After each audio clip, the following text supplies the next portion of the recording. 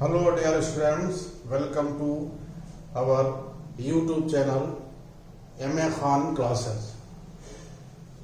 In the last video we have discussed what is charge, what is the characteristic of charge. ये सब पढ़ा था हम लोगों ने पिछले वीडियो में। चार्ज के बारे में पढ़ा था, चार्ज क्या होता है, चार्ज की कैरेक्टरिस्टिक क्या है, क्वांटाइजेशन ऑफ चार्ज किसे कहते हैं, कंजर्वेशन ऑफ चार्ज किसे कहते हैं, ये सब चीजें। अब चार्ज के बारे में एक और दूसरा ये वीडियो है, सेकेंड पार्ट है चार्ज पर, ये हम डिस्कस करेंगे। चार्ज के ऊपर सेकेंड वीडियो है चार्ज पर, डिस्कस करेंगे। किसी for charging of a body electrons are responsible. Body के चार्जिंग के लिए इलेक्ट्रॉन रेस्पॉन्सिबल है, नॉट प्रोटॉन्स। जब बॉडी को के चार्ज किया जाता है तो इलेक्ट्रॉन जो है एक बॉडी से दूसरी बॉडी में ट्रांसफर होते हैं, प्रोटॉन नहीं होते हैं। प्रोटॉन चूंकि न्यूक्लियस के अंदर होते हैं तो प्रोटॉन नहीं निकल सकते हैं। इलेक्ट्रॉन जो है एक बॉडी से दूसरी बॉडी में जाते हैं। इसलिए किसी बॉडी की चार्जिंग के लिए इलेक्ट्रॉन रिस्पॉन्सिबल होते हैं, प्रोटॉन नहीं होते। अब मेथड्स ऑफ चार्जिंग बॉडी को चार्ज करने के तरीके क्या है, मेथड्स क्या है। पहला है बाय फ्रिक्शन हिंदी में कहते हैं घर्षण द्वारा, बाय फ्रिक्शन मतलब रगड़ने से। जब हम किसी एक बॉडी को दूसरी बॉडी के साथ रब करेंगे, रगड़ेंगे, तो क्या होता है, एक बॉडी से इलेक्ट्रॉन दूसरी बॉडी में ट्रांसफर हो जाते हैं।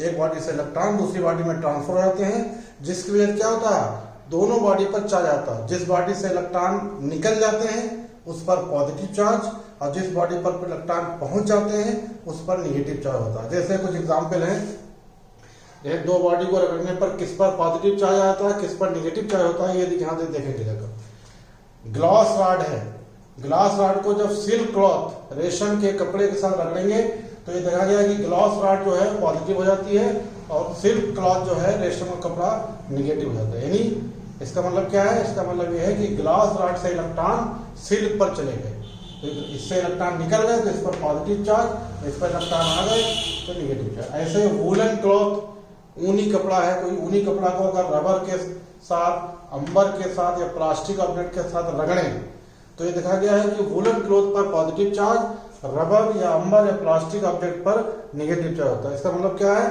कि वूलन क्लॉथ से इलेक्ट्रॉन जो है निकलकर रबर शूज या अंबर पर पहुंच गए। ऐसे ड्राई हेयर में जब कॉम कंघा, सूखे बालों में जब कंघा करें, सूखे बालों कंघा करते हैं तो ये देखा क्या होता है, कंघे को अगर आप ले जाए तो क्या होता है, कंघा दूसरे बालों को अपनी तरफ खींचने लगता है। क्यों? क्योंकि जब कंघा सूखे बालों करते हैं तो क्या होता है, सूखे बालों से, ड्राई हेयर से जो इलेक्ट्रॉन है वो कंघे में ट्रांसफर हो जाते हैं। तो ड्राई हेयर पॉजिटिव हो जाते हैं, हेयर पॉजिटिव हो गए और कंघा निगेटिव हो जाए। ऐसे कैट स्किन, बिल्ली की खाल को अगर इबोनाइट रॉड, आपनूस की छड़ के साथ अगर रगड़ा जाए कैट स्किन को, तो भी क्या होता है, देखा गया कि कैट स्किन पॉजिटिव हो जाती है और इबोनाइट रॉड निगेटिव। इसका मतलब क्या है कि कैट स्किन से इलेक्ट्रॉन इबोनाइट रॉड पर ट्रांसफर हो गए। इस तरह के क्लाउड जो होते हैं, बादल भी चार्ज होते हैं। किसकी वजह से? Due to friction. बादल आपस में टकराते हैं, टकराने की वजह से क्या होता है, उन पर चार्ज क्रिएट होता है, जिसकी वजह से इलेक्ट्रिसिटी क्रिएट होती है। तो क्लाउड्स पर जो चार्ज आ जाता है, चार्जिंग हो जाती है, वो किसकी वजह से होती है? फ्रिक्शन की वजह से, घर्षण की वजह से। अब दूसरा मेथड है चार्जिंग का, electrostatic induction.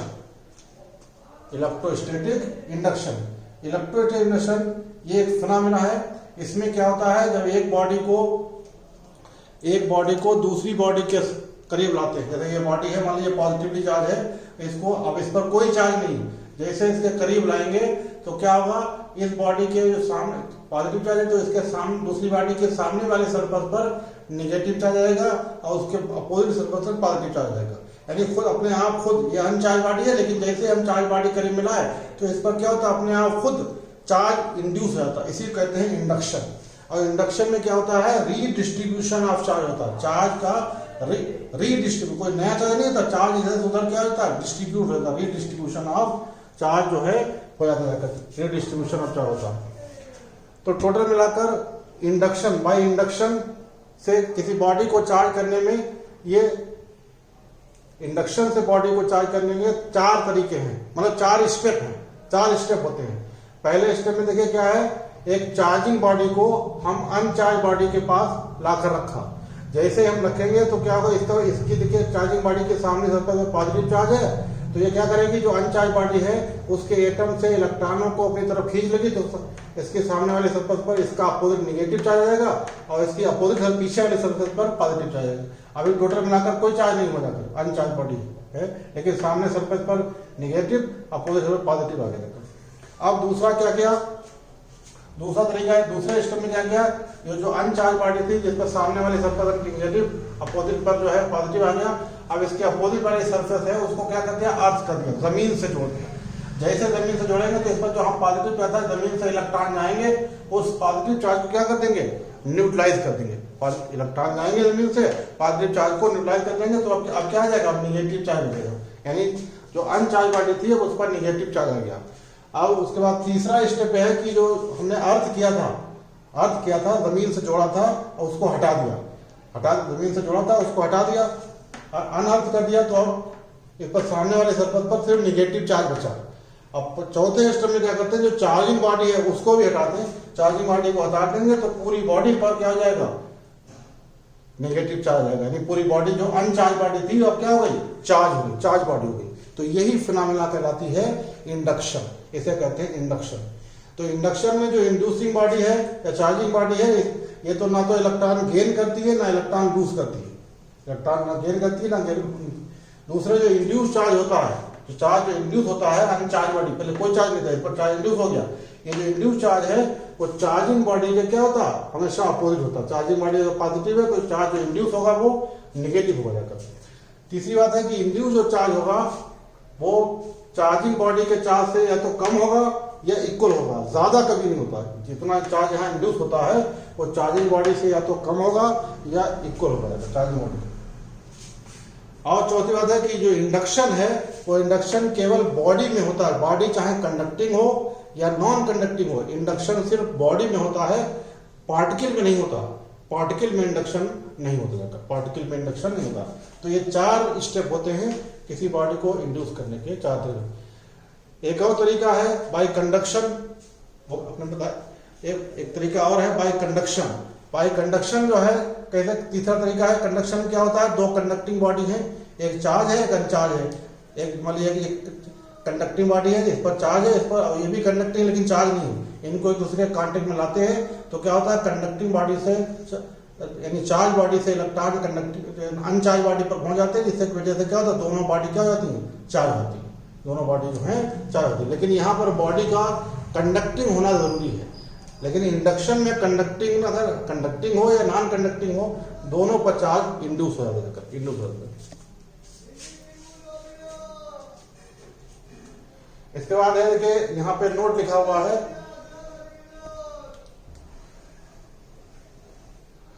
True test of electrification is repulsion and not attraction.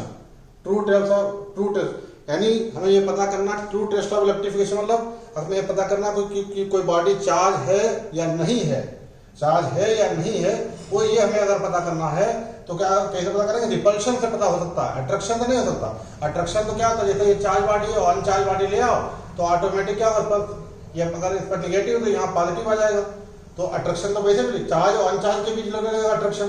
तो अब इस पर कोई चार्ज नहीं फिर भी अट्रैक्शन होगा, तो अट्रैक्शन से हम ये नहीं पता लगा सकते हैं कि बॉडी पर चार्ज है या नहीं है। हाँ, रिपल्शन से ही पता लगता है कि बॉडी चार्ज है या नहीं है। किस चार्ज को डिटेक्ट करना, पहचानना या चार्ज को मेजर करने के जो इंस्ट्रूमेंट होते हैं, जो ऑपरेटर्स होते हैं, वो है जैसे ये है गोल्ड लीफ इलेक्ट्रोस्कोप, इससे चार्ज को मेजर किया जाता है, या इलेक्ट्रोमीटर या वोल्ट मीटर, इनसे चार्ज को जो है मेजर किया जाता है।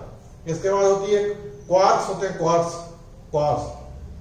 क्वार्क्स क्या है, recent discoveries have shown that protons and neutrons are made up of quarks. नई डिस्कवरी ये बता रही है आजकल कि प्रोटॉन और जो न्यूट्रॉन है ये क्वार्क्स से मिलकर बने हैं। These न्यू पार्टिकल पर कितना चार्ज होता है, प्लस माइनस E/3 या 2 प्लस माइनस 2 E/3। हालांकि ये पार्टिकल जो होते हैं फ्री स्टेट में एग्जिस्ट नहीं करते हैं, लेकिन ये माना गया है कि प्रोटॉन और न्यूट्रॉन में कुछ न्यू पार्टिकल से मिलकर बने होते हैं, जिन पर चार्ज प्लस माइनस E/3 या प्लस माइनस 2 E/3 होता है। इन्हीं को कहते हैं क्वार्क्स, इन्हें क्वार्क्स कहा जाता है। ये फ्री स्टेट में एग्जिस्ट नहीं करते हैं, इसलिए इनके चार्ज को एलिमेंट्री चार्ज हम नहीं मान सकते हैं। अब क्वार्क और एंटी क्वार्क मतलब उसका उल्टा, क्वार्क के टाइप होते हैं कई, क्वार्क और एंटी मतलब उसका उल्टा हो जाएगा। जैसे अप है नाम, अप पर जो चार्ज होता है +2e/3, तो इसका उल्टा हो जाएगा एंटी अप, यू बार से शो करेंगे वो माइनस हो जाएगा, वो 2e।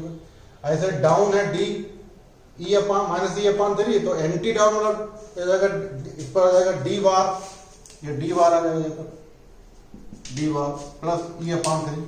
ऐसे स्ट्रेंज +2e/3, एंटी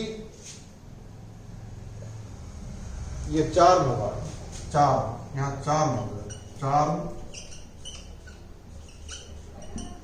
4 में +2e/3, तो एंटी 4 हो जाएगा जाकर माइनस उल्टा हो जाएगा। इस तरीके से स्ट्रेंथ फिर एंटी स्ट्रेंथ, टॉप फिर एंटी टॉप, बॉटम फिर एंटी बॉटम। तो ये जो है ये कुछ नए न्यूली डिस्कवर्ड जो नई डिस्कवरी रिसर्च है उनसे ये बताता है कि न्यूट्रॉन और प्रोटॉन इन नए पार्टिकल से मिलकर बने होते हैं, इनको क्वार्क कहा जाता है, उसका एंटी क्वार्क। अब यहाँ पर ये दो बॉडी हैं, एक बॉडी पर पॉजिटिव चार्ज है, एक बॉडी पर निगेटिव चार्ज है। पॉजिटिव चार्ज का मतलब क्या है कि लैक ऑफ या deficiency of electron. Positive charge मतलब है लैक या इलेक्ट्रॉनों की कमी। और जब इलेक्ट्रॉनों की कमी का मतलब क्या हो गया, पॉजिटिव चार्ज में इलेक्ट्रॉनों की कमी मतलब कि इलेक्ट्रॉन निकल गए। जब इलेक्ट्रॉन निकल गए, इलेक्ट्रॉनों का भी थोड़ा बहुत मास होता है 9.1 × 10⁻31 kg, ये इलेक्ट्रॉन का मास होता है। तो वो निकल गए, इसका मतलब क्या मास कम हो जाएगा, तो इसे लेस मास, पॉजिटिव चार्ज बॉडी का मास कम होगा। और यहाँ निगेटिव चार्ज बॉडी है, निगेटिव चार्ज का मतलब क्या होता है, एक्सेस ऑफ इलेक्ट्रॉन, इलेक्ट्रॉन बाहर से इस पर आ गए और ज्यादा आ गए। जब इलेक्ट्रॉन आ गए तो थोड़ा बहुत मास बढ़ जाएगा, इसलिए इसका मास जो है ज्यादा होगा। यानी पॉजिटिवली चार्ज बॉडी का मास कम होगा, निगेटिवली चार्ज बॉडी का मास ज्यादा हो जाएगा। अब यहाँ पर एक पॉइंट और लिखा हुआ है कि ये दो बॉडी हैं ए और बी, एक पर चार्ज Q1 है, दूसरे पर Q2 है, दो बॉडी है।